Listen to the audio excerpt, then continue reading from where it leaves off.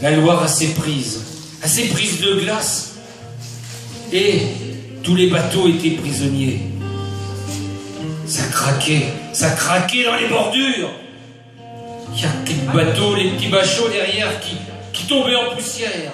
La glace devenait maîtresse de tout. Crolier, lui, on va l'appeler Tibi maintenant. Il pensait qu'à une chose, à sauver sa cargaison, à sauver sa vie, à plus s'occuper des autres. Tous étaient à l'agonie, mais chacun s'occupait que de lui. C'est la loi du genre, quand on est dans la tourmente et dans le malheur.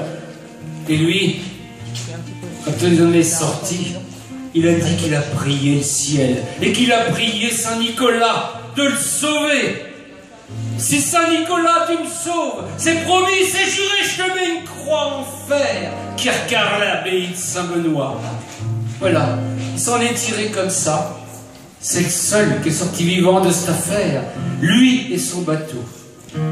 Alors, quelques temps après, il a planté la croix. Et puis il a fait croire à tout le monde que c'était la divine providence.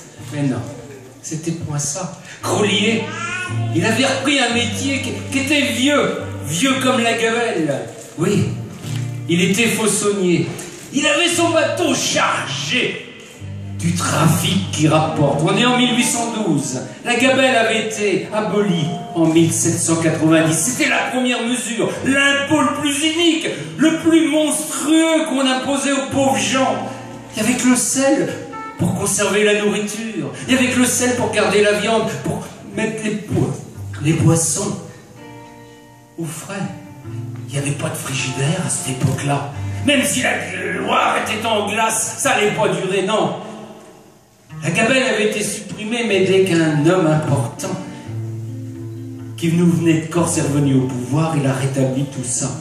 Et en 1812, le trafic avait été rétabli. Alors, il avait mis tout son trésor autour de son bateau. Et avec ses mains, ses dépits qu'il avait pas arrêté de besogner pour sauver son chaland. Alors quand vous passerez devant la croix Tibi, pensez que Saint Nicolas l'a bannédé, ça c'est possible, mais que le sel a fait tout l'ouvrage. Voilà, c'était Grolier, Jean-Louis, un gars du Cher, qui était venu se perdre dans les glaces tout près de chez nous. Pensez à lui.